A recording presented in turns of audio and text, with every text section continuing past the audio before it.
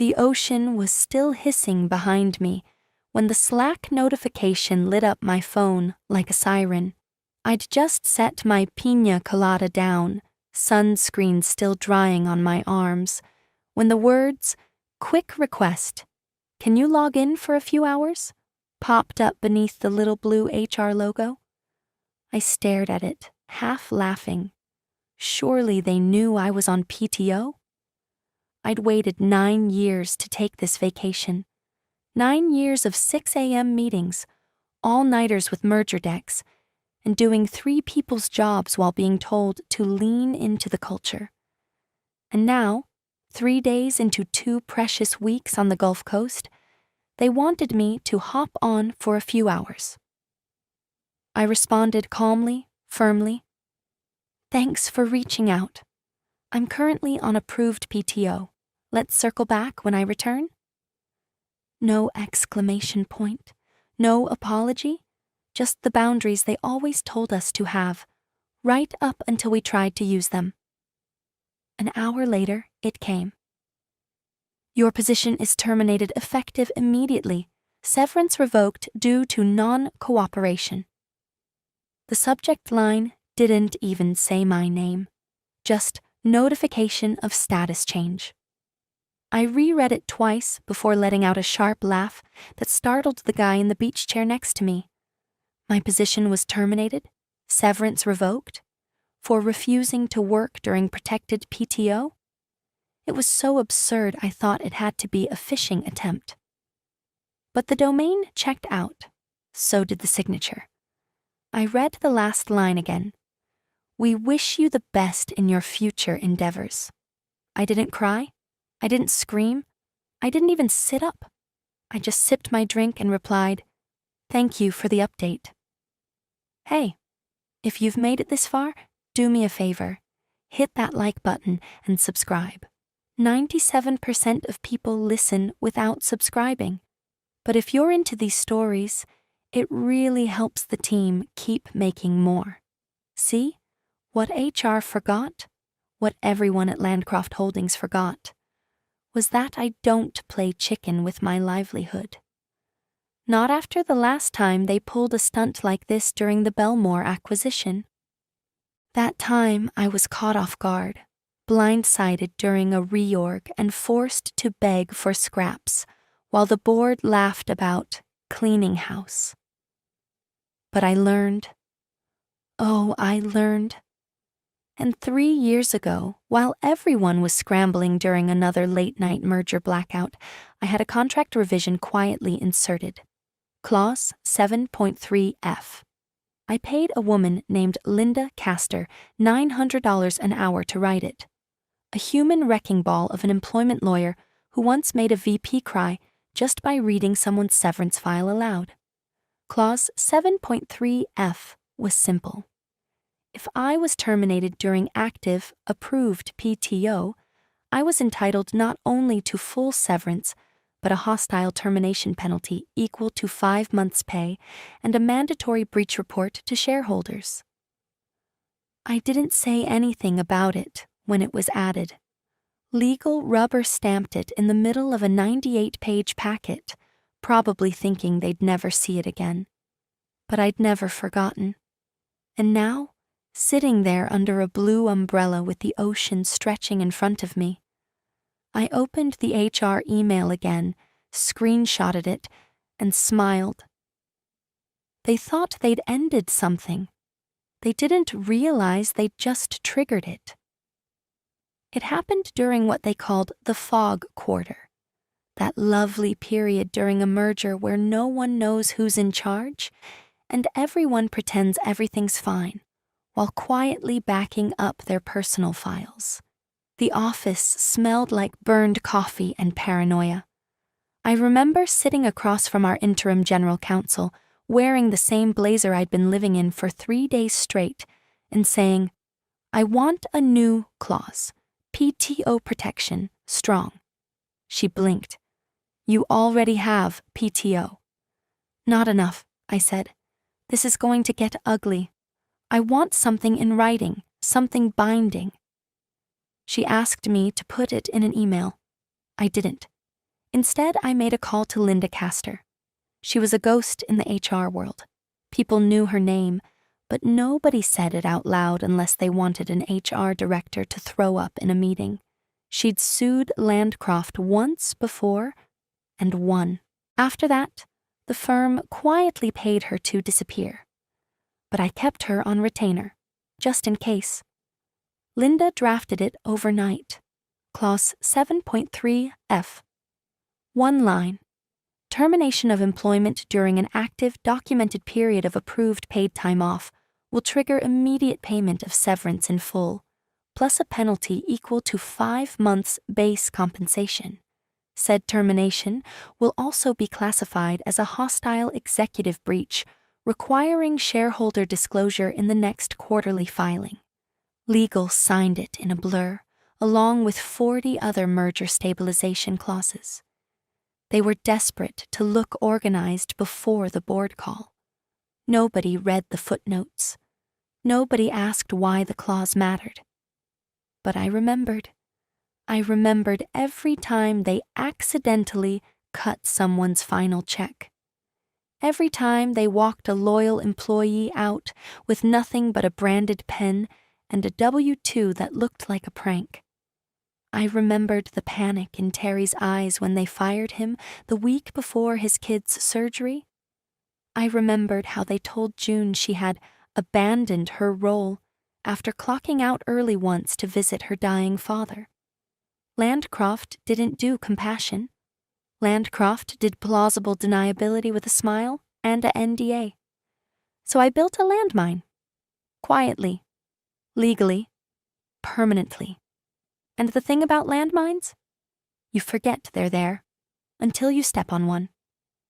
No one at corporate remembered Clause 7.3F, not legal, not HR, not even my own director, who probably assumed I'd been handled like everyone else. But I'd been studying this company like a survivalist studying doomsday weather reports. Every loophole, every bluff, every little tactic they used to wash their hands clean while the rest of us bled out trying to make deadlines. When that termination email hit my inbox, it wasn't fear I felt. It wasn't rage. It was confirmation. They forgot, but I hadn't. And now the countdown had begun. I didn't even bother turning off the jazz playlist. The ice in my sangria hadn't finished melting when I opened my email and clicked forward. No explanation, no summary. Just 2 attachments, the termination notice and my full employment contract, marked with Linda's original revision notes. I typed in her email. She still used an encrypted client portal like she was running ops for the CIA, and hit send. 5 minutes later, my phone vibrated. 1 line from Linda. They're going to regret this. I exhaled slowly, letting the words settle into my chest like the first clean breath after a storm. Then I turned my phone face down, leaned back in the lounge chair, and listened to the waves like they were reading the contract aloud themselves. I'd seen Linda in action twice before. Once during the Belmore buyout, when she made a VP admit, under oath, that he'd signed a settlement package he hadn't read. The second time, she forced a company to reclassify 6 former employees as full-time after termination, triggering IRS audits and retroactive penalties so brutal the CFO retired early for spiritual reasons. She wasn't cheap, she wasn't nice, but she didn't lose, ever. By noon, she'd already filed the notice of breach draft and requested records of all internal HR correspondences related to my termination. She flagged the Slack timestamp in their email, noting that it arrived during my protected PTO window, a detail so damning it might as well have been delivered with a bow. While she worked, HR must have still been convinced I'd roll over and beg. They sent another email, this time from no-reply landcroftholdings.com. The subject line read, Your final package and exit resources. I opened it out of morbid curiosity. Inside, a single PDF, a termination acknowledgement form, pre-signed by some HR manager I'd never met, plus a pay stub showing a final deposit for 1 week of unused vacation. No severance, no exit call, no explanation. Just an optional survey link at the bottom titled, "Help Us Improve." The arrogance was almost artful. I read the whole thing once, then twice, sipping my drink as the sun burned just a little redder behind the clouds. I wasn't surprised. This was Landcroft's specialty: deny, delete, delay. They figured if they sent a robotic enough message, I'd disappear like all the others. They had no idea what they'd touched, no idea that the paper trail already led straight to a clause they hadn't read since the merger panic 3 years ago. I didn't need to yell. I didn't need to post screenshots on LinkedIn. I had Linda, and I had the receipts, the real kind, the kind that make executives forget how to swallow when read out loud in a boardroom. So I finished the sangria and started counting the hours. The subject line said it all. Notice of imminent litigation trigger.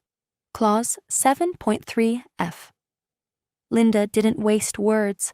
Her email landed like a courtroom gavel, direct, unemotional, and terrifying if you knew what it meant. She addressed it to Landcroft's in-house counsel, CC'd the external firm they'd used for labor disputes, and neatly copied me. Not because I needed to respond, just so I could watch. She wrote, "Per the contract terms outlined in the attached documentation, and pursuant to Gavin Monroe's termination while under protected PTO status, Clause 7.3F has been triggered. We are preparing a breach action unless otherwise clarified. We are open to resolution discussion. Please coordinate a Zoom call within 48 hours with a representative of the board present, preferably legal counsel with authority to negotiate." No posturing. No hope this finds you well. Just pure procedural death. The first response came 6 minutes later, timestamped 10:42 a.m. EST. Landcroft's junior associate replied with one word: received. By noon, the emails started multiplying. Frantic cross-chatter between legal and HR, chains growing longer by the minute, every name suddenly bolded and typing. Most of it was redacted when forwarded back to me by Linda's paralegal, but the panic bled through in the metadata. Subject lines escalating from clause review to urgent contract escalation to board review required. Someone even pulled up the old employment agreement archive from the 2020 merger folder, last modified by Linda herself. Then, around 2:15 p.m., came the Slack screenshot. Linda sent it to me privately with one line. "Thought you'd enjoy this." The image showed a company Slack channel, internal, HR only. A conversation between 3 mid-level managers and a new HR coordinator named Felice. Felice, "Wait, this clause is real?" Manager 1, "We thought it was removed during 2021 revisions." Manager 2, "It wasn't." Felice, "Can we, IDK, bury it?" Manager 1, "Don't write that here." Then the kicker, Felice accidentally tags the CFO, right there in the chat. A clean blue mention, Aaron Wendell. No undo, no delete. Just silence after that. I don't know what happened to Felice after that message. But within 20 minutes, another email landed in my inbox, this one directly from Landcroft's general counsel. "We'd like to confirm receipt of your attorney's communication and propose a meeting at 9 a.m. Friday morning. Our board's legal representative will be present to ensure all terms are clearly understood." Clearly understood. Cute. I didn't reply. Linda would handle it. My job now was to enjoy the spectacle. For 15 years, I was a name buried in spreadsheets. Someone they saw as dependable, which in Landcroft terms meant disposable. But now, with every email chain, every Slack panic, every executive pulse rising behind boardroom doors, I was no longer just a name. I was a trigger, a clause, a legal liability wrapped in a Hawaiian shirt. And they'd pulled the pin. The Zoom lobby filled with names faster than I expected. First was Marjorie C., the general counsel, camera off, mic muted, probably calculating risk exposure in her head. Then came someone labeled Board Observer Jeff, which was either a junior associate or a human scapegoat. The CEO joined last, 30 seconds late, face flushed like he'd just jogged up the stairs or yelled at someone in the hallway. I stayed silent. No camera, just my initials in the corner and my mic off. Linda had it from here. "Good morning," she said smoothly, with the tone of someone who'd already won the argument before the door opened. "Let's begin." She shared her screen. The first slide was simple. My original employment contract, open to page 6, clause 7.3f, circled in yellow like a radioactive warning label. Below it, a stack of highlighted attachments, my PTO approval chain, the time-stamped Slack message, and the termination email that started all this. One by one, she walked through them. She didn't raise her voice. She didn't dramatize. She didn't need to. Then she read it aloud. Termination of employment during an active, documented period of approved paid time off will trigger immediate payment of severance in full, plus a penalty equal to 5 months base compensation. Said termination will also be classified as a hostile executive breach, requiring shareholder disclosure in the next quarterly filing. She paused, let it land, then scrolled. Hostile termination. While on PTO, trigger $800,000 penalty, forfeited severance due, plus breach liability reportable under Item 5.02 of Form 8K. The room stayed silent. No one even fake coughed. Finally, the CEO, Kevin, cleared his throat. We didn't authorize this termination during PTO." Linda didn't blink. "Your HR department executed the termination while Mr. Monroe's approved PTO was still active. The timestamp on the Slack request precedes the termination email by 2 hours, both during the protected window. Authorization is irrelevant. Ownership is not." "But He looked at Marjorie like she might jump in. She didn't. He tried again. "We weren't made aware this clause still existed. It wasn't in the most recent comp summary." Linda smiled, not kindly, not cruelly, just the way a surgeon smiles before saying, "This is going to sting." "But you own it," she said. "You ratified his contract post-merger. You maintained the original terms during every performance cycle. You re-acknowledged it during the 2021 executive comp audit." She clicked. Slide change. A PDF from their own HR compliance drive. Landcroft logo in the header. My name, my signature, their e-signature, Kevin's. It was dated less than 2 years ago. He sank slightly in his chair. "The terms," Linda said calmly, "are not hypothetical. They are binding, and they are currently in breach." No one asked what I thought. No one even looked toward my blank video square. That was fine. I wasn't there to argue. I was there to listen. To 15 years of brushed aside warnings finally echoing back across the screen. To the sound of someone else's silence this time. By the end of that same day, the board went into closed session. Cameras off, mics off. Nothing recorded, Nothing confirmed. But if you've been in this game long enough, you don't need a transcript to know when people are panicking. Silence is louder than shouting when it comes from the top floor. I didn't hear a word from them for 48 hours.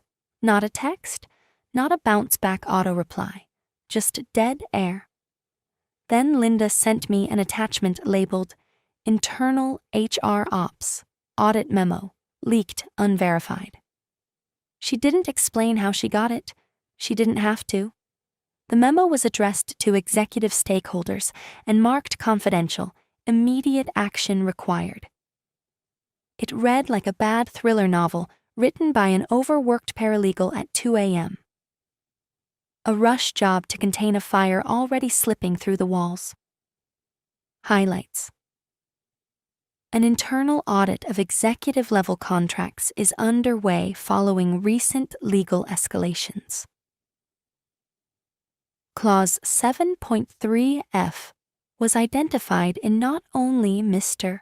Monroe's agreement, but in 5 other contracts executed during the 2020-2021 merger stabilization period. It appears this clause was templated across senior staff onboarding during high turnover months and not individually flagged by legal. And then the bomb. If replicated across all instances, estimated exposure exceeds 4.7 MIPTers in potential breach penalties, not including reputational or SEC disclosure risk. They buried that line in paragraph 7. Like maybe if they didn't put it in bold, no one would notice. But someone did. Because 2 hours later, a notice went out company-wide. Effective immediately, HR Director Sharon Kelter will be on administrative leave pending internal review. Please route all contract-related matters to Interim HR Ops, reporting to legal. Sharon, Queen of Policy, says no. The same woman who once denied bereavement PTO to an employee who'd lost his brother because the death certificate was delayed. Now sidelined by the very contracts she signed off on without reading the footnotes. I didn't celebrate. I just watched. The dominoes were falling on their own now. One HR misfire, a single Slack message sent during someone's vacation, and the company was suddenly bleeding risk from 5 angles. Linda told me quietly that the audit revealed even more rot beneath the surface. NDA loopholes, compensation inconsistencies, improper severance timelines. It was like someone shook the company and realized the entire structure was made of brittle glass. And me? I was still on the beach. I hadn't filed a single form. I hadn't spoken to the press. I hadn't even changed my LinkedIn status. I just sat back, drink in hand, as a billion-dollar firm tried to duct tape shut a leak they didn't even know existed a week ago. I didn't swing the axe. I just watched where it landed. On the morning the breach notice went public, I was watching pelicans dive bomb the shoreline like they had a personal grudge against the fish population. I'd just finished my second espresso when Linda called. No pleasantries, just her voice, crisp and surgical as ever. "It's filed," she said. "Page 17. She didn't need to say more. I knew what that meant. Landcroft Holdings was publicly traded, which meant that once Linda submitted the formal breach notice, citing Clause 7.3F, and the company's failure to honor it, they were legally required to disclose the dispute in their next SEC filing, under risk factors, legal proceedings, or executive compensation irregularities, depending on how honest they felt like being. I pulled it up on my phone. Form 10Q, Q3 filing, a bland PDF dressed in corporate legalese. And there it was, page 17, under contingent liabilities. In Q3, the company received a formal breach allegation related to executive contractual protections, specifically language included in certain legacy agreements, such as Clause 7.3f, which triggers severance entitlements and penalties upon termination during protected leave, may subject the company to material financial exposure and require further disclosure upon resolution. They never mentioned me, not by name, not even by position, but they quoted the clause word for word, every comma, every trigger, every $sign. And the minute that paragraph hit the wire, the real fun began. According to Linda, who had contacts inside the compliance web that ran deeper than most COOs, the CFO hit the roof. Apparently, he'd signed off on the quarterly risk statement just 2 days earlier. And now, here it was, rewritten and refiled with a sentence that made his office light blink nonstop for hours. Investors started calling. 2 portfolio managers requested emergency clarification before end of day. And one anonymous shareholder, likely a retired board member with a grudge and too much time, submitted a request for contract review on every executive still with the company. Later that day, the board called another emergency meeting. This one wasn't on Zoom, it was in person, on site, phones off, badges locked. The kind of meeting where you bring your own lawyer if you're smart, and a resignation letter if you're smarter. Kevin, the CEO, was in the room. Linda's source told her he looked pale, sweat beading at his temples even in the climate-controlled boardroom. When legal began reading the clause aloud for the record, his hand trembled so badly he dropped his coffee. It spilled across the conference table, dripping down the edge, pooling on a stack of quarterly earnings reports. No one moved to clean it up. That's how it ends sometimes. Not with a bang, but with a paper cup falling sideways because the man holding it just realized the house he built was full of forgotten tripwires. And me? Still invisible, still unnamed, just a ghost in a clause, a line item they'd all agreed to and now couldn't unwrite. Poetic justice doesn't shout, it waits, it watches, and then it makes itself legally binding.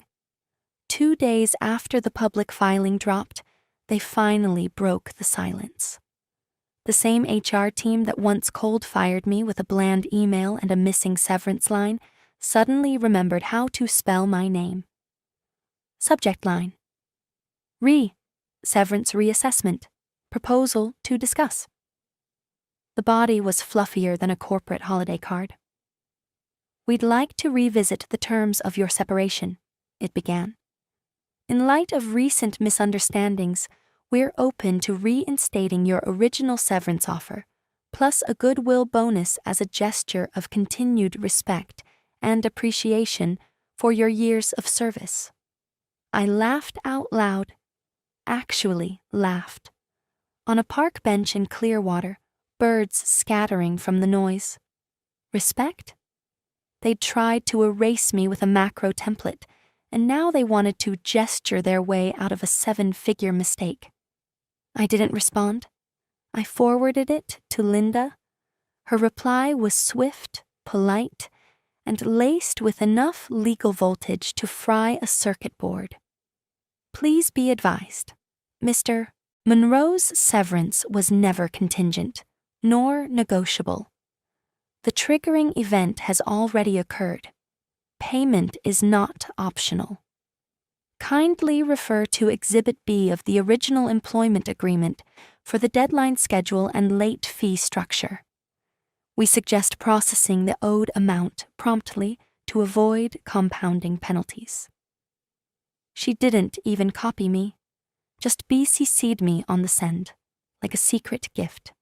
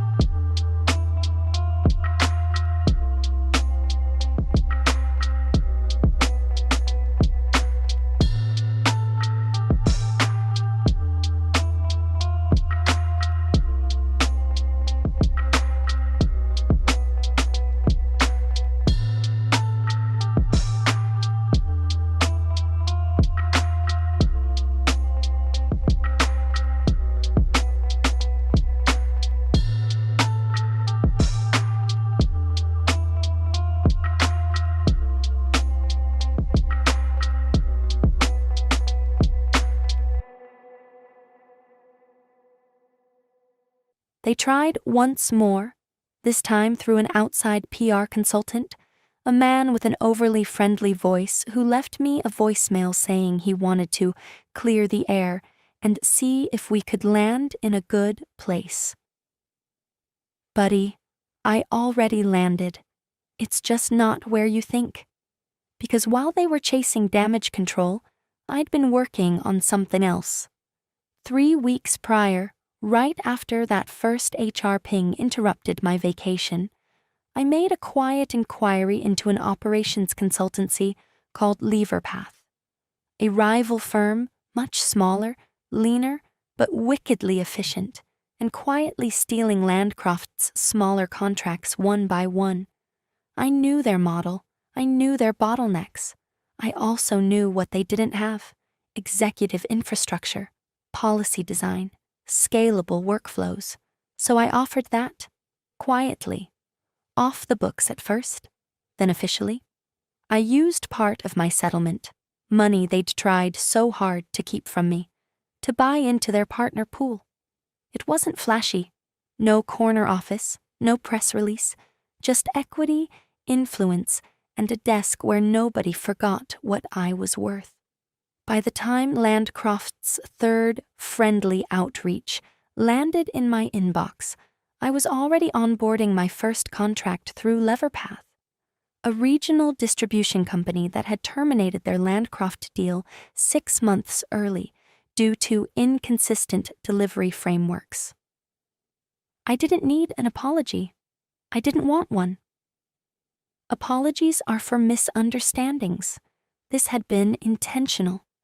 They tried to delete me with one email, but they forgot who wrote the clause. And now I'd rewritten the ending myself. Slide 17 hit like a piano dropped in a library. The Q3 investor call was supposed to be routine. 30 minutes of polished slides, manufactured optimism, and tightly scripted forecasts. But when the presentation flipped to the new Legal and Compliance Risks section, nobody blinked. Not at first. Until that single, unassuming line appeared under a bullet point marked Personnel Contingencies. Unrealized executive liabilities stemming from non-compliant terminations. There it was. Clean, vague, deadly. No names, no dollar amounts. Just the legal equivalent of a landmine map buried in investor disclosures. A few analysts tried to ask follow-up questions. The CFO gave pre-cleared responses. The GC nodded stiffly. But the CEO, Kevin, didn't speak, not once. Not when the financial forecast turned murky. Not when someone asked about future headcount reductions. Not even when the moderator handed him the closing remarks. He just sat there, motionless, pale. One hand on a branded paper coffee cup he never lifted. Because everyone in that room, whether they understood the specifics or not, could feel it. Something had gone very, very wrong. That night, I sat in my new office, no glass walls, no assistant knocking every 10 minutes.